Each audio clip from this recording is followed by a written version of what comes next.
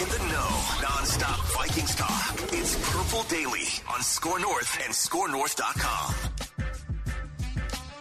All right, Vikings Vent Line rolling on this offseason right here on Purple Daily, where we just want to see the Vikings win a Super Bowl before we die. Of course, Vikings Vent Line is our flagship show during the NFL football season, specifically with the Vikings. After every Vikings game during the regular season and hopefully playoffs, we bring on Vikings fans to talk about the game. And during the offseason, I obviously like to talk to as many Vikings fans as possible to get their thoughts on the offseason, the upcoming season, the draft, plenty of different topics. We're a couple weeks away from training camp, and we're just about, 8 weeks out, give or take, from the first NFL game of the regular season against the Tampa Bay Bucs. So we're slowly getting there. And of course, if you want to be on a future episode of Vikings Vent Line, hit me up. It's VikingsVentLine@gmail.com. VikingsVentLine@gmail.com. Hit me up if you want to be on a future episode of Vikings Vent Line, like my guys Zach and Kyle are about to here in just a bit. Of course, hit that subscribe button for daily Minnesota Vikings entertainment. Purple Daily is rolling on. We got plenty of pie charts. We have Write That Down predictions. We still got plenty of great stuff. I provided my 10 most important Vikings players earlier this week as well. So go find all that great content right here on the Purple Daily YouTube channel or on our podcast feed, Apple, Spotify. Score North app is a central hub for everything we do. Also, shout out to our friends at TCL. TCL TVs, go get yourself one for the upcoming football season. May as well. One of the best around. Enjoy more of what you love with TCL. All right, let's get it on here. Let's get Zach. Let's get Kyle in on Vikings Vent Line. First timers on the show. Zach, you said you're double dipping. You're doing a little bit of sports dad life. Literally, you are you're in the car watching from afar, I believe, of your daughter's soccer game. Is that correct? Soccer practice, yeah. Practice. We haven't entered the season yet, but yeah, just watching from afar right now and hopping on Vent Line to talk some skull with you guys. Nice. Zach, are you in Minnesota? Where are you located at? Savannah, Georgia, actually. Savannah, Georgia. All right. I love it. Kyle, welcome to Vent Line 2. Where are you calling from, man? I'm calling from the Poconos in Pennsylvania, Okay. real close to the Delaware River. Nice. All right. You got a little nice Vikings band cave there. Is that where we're at downstairs? Yeah, it's my little corner I get, right? You know, got like a half Favre, half Packer signed jersey, Peterson helmet. It's my spot. Nice, dude. Everyone's got to get one. I know I'm banished up here into my space as well, so I feel you on that one too. Fellas, let's get into it here on Vikings Vent Line. I want to kick this one around here. So the Vikings moved on from Dalvin Cook, and now they're turning things over to Alexander Madison, who's the starting running back. And I guess maybe some running back by committee too, right? You could see some Ty Chandler, could see some Kane Wong-Woo, maybe even DeWayne McBride, the rookie. So Zach, I'm just curious from your side of things, do you trust Alexander Madison to be the new starting running back and that RB1 for the Vikings in 2023? You know, I don't think it's a question so much of whether or not Alexander Madison can be a good starting running back. I think it's whether or not he gets put into the right scheme. This running back by committee that we're probably going to see here is, I feel like, something that Kevin O'Connell has had a lot of experience with and a lot of success with. I mean, see the 2021 Rams, where I think the highest rusher for that season was Sony Michel, if I'm mistaken. He had less than 1,000 yards. So he's got proven success with this. I think as long as Madison can maintain a good, healthy starting running back demeanor for the remainder of the season. I mean, he's not going to be that bell cow. He's not going to be pounding down the middle. But I think a big aspect of this that a lot of people forget, because everyone talks about McBride and they talk about Ty Chandler, I think CJ Ham is going to play a huge factor in this backfield this season. And I don't think they would have kept him if they didn't plan on having him there for that purpose. With Dalvin Cook being gone, it's going to be harder to get those 1-2 yard third down conversions. I think CJ Ham is going to be in there a lot more with those plays with people like Alexander Madison. So I'm excited to see what they do. It's going to be really unique, but like I said, I think Kevin O'Connell has a lot of good experience with this that can set up Alexander Madison for success. Kyle, how about you, man? They move on from Dalvin Cook. Now it's Alex Mattison, or maybe it's this committee as well that KOC wants to implement. Do you trust this new, I guess, running back strategy that the Vikings are going to try to implement this season? Yeah, I trust Alexander Madison. I know a lot of Viking fans love him. He does cameo, wishes people birthdays, so he's immediately a fan favorite. But I trust him. As Viking fans, we've been blessed. We've had Adrian Peterson to Dalvin Cook, really not a big drop-off. I don't know if we'll do a committee route just because it seems like they're really talking him up. And you didn't see Dalvin Cook losing many snaps being healthy last year, but when he has stepped up, he's answered that call. You've seen better games by Justin Jefferson in those times. So I'm excited to see where this offense can go moving on from Dalvin Cook. And maybe you won't have all the explosive plays, but the consistent gaining and not getting yourself in these third and longs. Zach, do you think that the Vikings have kind of the right running back approach now? Because last year they were very ineffective. I guess the way to rephrase that would be, do you think that the running game is actually more effective this year with Madison, with the committee, as it was with Dalvin Cook last season? I think they force-fed Dalvin Cook the ball a lot last season just because they had this top-tier running back, on paper that they kind of felt like they probably had to use. This year coming into it, I mean, look, this is a pass-first offense. We all know that. There's no hiding what it is. So I feel comfortable that this is a good backfield approach because it doesn't have to be the highlight of the offense anymore, the way it has been when, Kyle's referencing these phenomenal running backs that we've had. Mm-hmm. We've always kind of had this run-first offense, this heavy downhill running back, and now we don't have to rely on that as heavily, and it can be a complement to the passing game rather than the other way around. I guess, Kyle, do you think the addition to maybe of Josh Oliver kind of makes things a little bit easier on their running attack too? I know the 12 personnel has been thrown out a lot by Mackey and Judd and other Vikings fans and minds as well. Do you think that the presence of Josh Oliver and with maybe even CJ Ham, to Zach's point, kind of makes things a lot easier on their running attack and how they want to establish that run? Yeah, I think we needed that, especially when it comes down to the end of the year where you got to play bully football, get tough.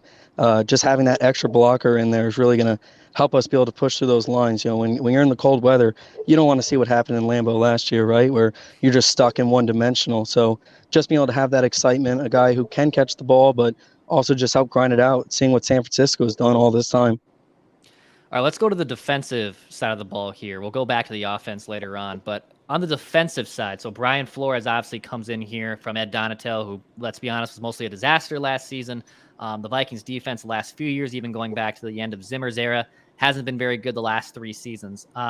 Zach, who are you most excited to watch on the Vikings defense this year now that Flores is here and going to try to coach it up the best he can? Who are you most kind of excited to watch on the defensive side of the ball? I mean, let's just go straight to the secondary, right? Byron Murphy Jr. I mean, that was the best signing that we could have hoped for in the offseason. I'm excited to watch him play. I'm also really excited for the possibility of this resurgence of Harrison Smith as well, being utilized in Brian Flores' defense and, see some more blitz packages out of them, just versatility. And I'm also really curious to see what they decide to do with Metellus as well. They've seemed to put a lot of and effort into him so far. I mean, I know we haven't really seen, training camp yet. Haven't seen full pads, but he's going to be kind of this X factor in the secondary that I'll be really excited to see what they decide to do with him. Yeah, Byron Murphy's going to have to step in here, right, and just be kind of the man basically from a cornerback side with so many rookies and unproven players for the most part. He kind of has to be their shutdown guy, or at least one of their better effective cornerbacks at the very least.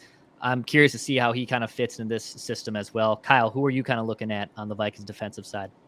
I think we're all excited to see hopefully Harrison put some sort of stamp on this potential Hall of Fame career and just to have that mark. But for me, it's Marcus Davenport. I feel like I haven't heard anything about him from the media since he signed with the Vikings. And I just feel like if he can get the pressures, get the sacks, but being able to stop the run, tired of seeing running quarterbacks just get all over us and get through. But if he can stop there, I also really looking forward to Tonga being able to take a bigger role than just rotation. Dalvin Tomlinson leaving, that stinks. But if he can go there, plug it up, and just be a bully and stop you from running up the middle, that can go so far. What do you guys make of Lewis Seen here? I guess, he had a lost rookie season with the injury and being behind the 8 ball. It seems like, at least in the early part of OTAs and minicamp, he was still kind of scratching the surface and looks like to be a second teamer. I guess, Zach, maybe we should get a little more of a training camp and a full season, but are you kind of teetering on bust territory with Lewis Seen, or do you have more of an optimistic view? How do you look at the second-year safety this season for the Vikings? Yeah, I mean, I'm pretty neutral on him right now. I don't think we've seen enough of him to make a good determination of what he's going to be like long term. I mean, all the evidence is pointing to a bust at this point, unfortunately. But I think we're a little too early to make that call quite yet. I'd be curious to see how he fits into the current defensive scheme and how the entire safety and cornerback core is going to work within each other. I think there's a lot of really talented guys. And I think Cena's a talented guy. He's an athletic guy. He's got a lot of good prowess on the field, good awareness. I mean, he's really good with his body movement. He seems very deliberate, but it just seems possibly like his work ethic has not been up to par with what they were expecting. So I'm not quick to jump on the bus train quite yet. I think we still need to see a little bit more. Kyle, how about you? Are you kind of tepid on Lewis Cine? Are you like Zach, or you just kind of wait and see? How do you kind of look at the Vikings rookie, second year safety, excuse me? Yeah, I feel like he's had a real tough break just to start off, right? Getting injured pretty early on. You have Cam Bynum, who is a very talented safety ahead of him, so it was an uphill battle just to see the field to begin with. I feel like I got to blame Zimmer a little bit in my mind of, like, I'm just so used to not seeing rookies play with the Vikings anymore, right? Outside of Darrison Jefferson, you'd see us draft a corner in the first round, start 0 games, and then the next year, all of a sudden, they're put on this big pedestal. I really am excited for him this year. I don't think that he's going to be starting many games, but I think he'll get a lot of snaps, a lot of reps, and just being all over the field. I was confused why we even drafted him when we traded away from getting Kyle Hamilton. We were in that spot. If we were going to go safety, at least get the best safety in the draft. So I think that the bust label on him is going to come a little earlier than it would with some other players that we could have drafted. One more thing here on the Vikings defense. So obviously they've been like 30th, 31st. They've been just near the bottom 5 in most defensive categories the last 3 seasons. I guess, Zach, what is a realistic expectation for the Vikings defense, whether that's in a ranking form or maybe even just something you'd like to see from them in 2023 that you haven't seen from them in previous seasons? Yeah, just being versatile and making adjustments when they need to happen. I mean, it was so difficult to watch the entire season and just the same thing in and out. I mean, if we were in a position where, the team we were playing, they had to march down the field in a short amount of time, you could almost guarantee if they had an above average quarterback that they were going to just make it rain all over that secondary and they weren't going to make any adjustments. So, I mean, I know in Minnesota, we tend to, honor mediocrity a little too much, but I think this year I would accept mediocrity out of our defense at least. Let's just get to like a mid-tier defense that's a little bit more versatile, that can, change up the game plan depending on what we're seeing. I mean, I don't think that's too much to ask, especially out of this defense moving forward.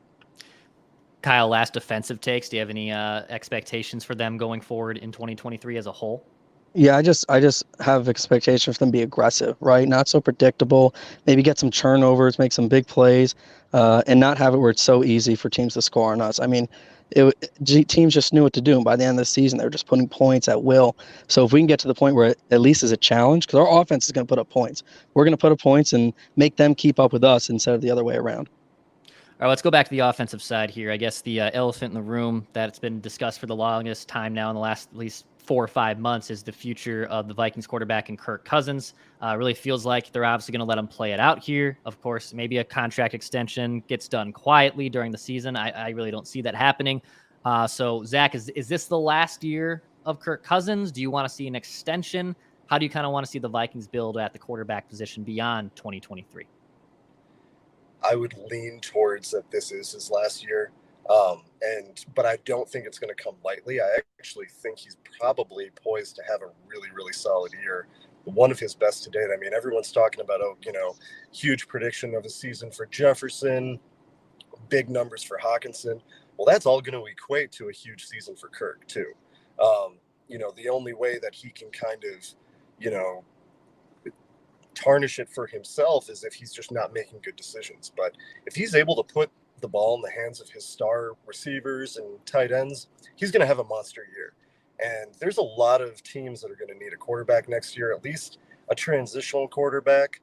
A lot of these mid-tier teams that haven't drafted in a few years, or they did draft and their quarterbacks just aren't panning out, a lot of teams are going to need a quarterback. And I just don't see Kwesi giving him what he thinks he's going to deserve after having what's probably poised to be a really big statistical season. Yeah, it's a good point. I mean, we always talk about, projections, especially for guys like JJ or TJ Hawkinson, or we obviously were just talking on the running back side. But at least from the former there, I mean, if the wide receivers and the tight ends are all having great seasons, that means probably Kirk is having a pretty good season too. And statistically last season there was a quote unquote step back, but I really think perception wise there was a step forward up until the last play against the Giants, because he was able to still lead a bunch of game winning drives. He didn't make the checkdowns as much. He threw to tighter windows. He made passes that basically a lot of Vikings fans have been asking him to make since he got here. And I thought that was a good sign. In terms of the factor of, do they want to keep him? Do they want to extend him? I'm a little bit more tepid on extending a guy who's entering his mid-30s, even though this is now a position that's aging a little bit more gracefully than like 10 years ago. But I am curious to see what happens here. I think I'm leaning with you that it's probably the end, but I guess it wouldn't shock me if there is an extension. Kyle, how about you? Do you think that we're watching the last year of Kirk? Are we watching future seasons of Kirk Cousins after 2023? How do you look at it? I think my hope and thoughts are a little bit different, right? I am a Cousins crusader. I like Kirk Cousins. I think that when he offered that 3-year deal reportedly in the offseason for a cheaper value than Daniel Jones or Geno, I was like, man, we should have took that. One thing I gave Spielman so much credit for was he always got the extensions ahead of time, right? Like there weren't many times players were in their last year when they got extended. He tried to beat the big paydays. And I feel like if he was our GM today, you would already seen TJ signed this summer. You would have already seen Kirk signed to an extension. But it's going to be rough because next year, if he's not on the team, we have $28.5 million dead cap. And it's just hard for me to think that an analytics GM would be accepting $28.5 dead cap for a quarterback to play for the 49ers next year. So I don't see where we let him go. But if he goes to free agency after a good year, I don't see how we could pay him the money that he's going to want. Yeah, they've kind of like created this predicament, to your point of the dead cap hit with the void years, that it's like, are you going to really pay him almost as much as you would against the cap to play against you? Like it is kind of a funky situation that they've kind of like hammered themselves into.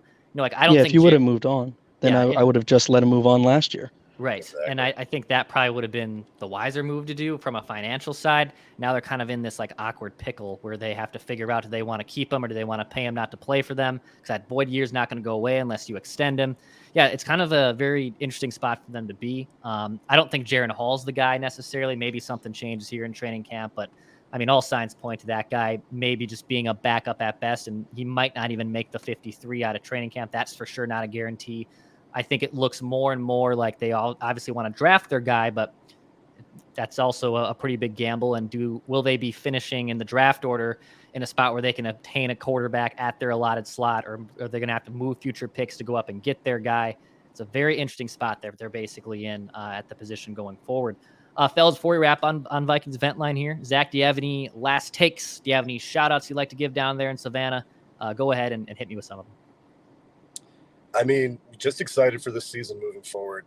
There's a lot of hype, especially there's a lot of games down here in the Southeast. I'm going to be going to the Panthers game in Charlotte. It's just a quick little cruise up. So I'm excited for that. My shout out is mainly, to you guys, man, having a little sense of home. I did grow up in Minnesota. So having a sense of home and, I listen to you guys daily and kind of feels like I'm just hanging out or, at the bar talking Vikings with some buddies. So it's hard to find.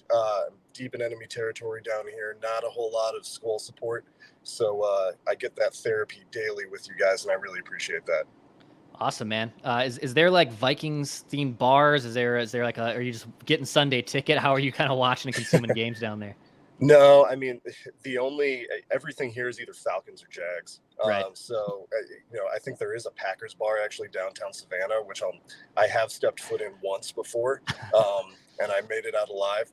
But no, I just kind of stream the games as much as I can and, listen on the radio when I'm out and about. Awesome, man.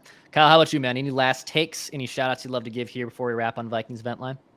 Yeah, I'll shout out my father. We all had the dream one Super Bowl before he died. He didn't get that. He died in 2014, but he brought me to be a Viking fan. We live in East Stroudsburg, Pennsylvania, where we're nowhere near Minnesota, and we would have years where we watched one game on TV because we had one Sunday night and we got blew out 38-7, and that was the one game we saw that year. So he taught me how to really push through those hard times as a Vikings fan. It's been since '87 since we won 2 playoff games in the same season. So it's pushed through. Being a Vikings fan's not for the weak. So I just thank him for showing me pain and showing what it's like. And thankfully, I've been able to show that to my 2 sons, Logan and Zach, where they get to sadly enjoy this pain too. But that's definitely my shout out to them is to my father and my kids, and just knowing that, football is family, where we get to spend the time together and just bond on those Sundays. Right on, man. Love that for you. And yeah, my dad's in the same boat there. So I feel you that we all want to see one before we die as well, whether they're with us or not with us. A lot of generations of Vikings fans, past, present, and obviously future with your kids too. Obviously looking forward to that too. Fellas, thank you so much for coming on Vikings Vent Line. I appreciate it. Declan. Yep. Come on during the season, of course, too. We're only 2 months away from football. This is like the off season of all sports, right? Like even there's no baseball coming up this week. There is nothing. We're almost at training camp. We're almost to NFL football. So just hold on a little bit longer. And if you want to get me on a future episode of Vikings Vent Line, for anyone listening or watching, hit me up. It's vikingsventline@gmail.com. Hit that subscribe button for daily Minnesota Vikings entertainment.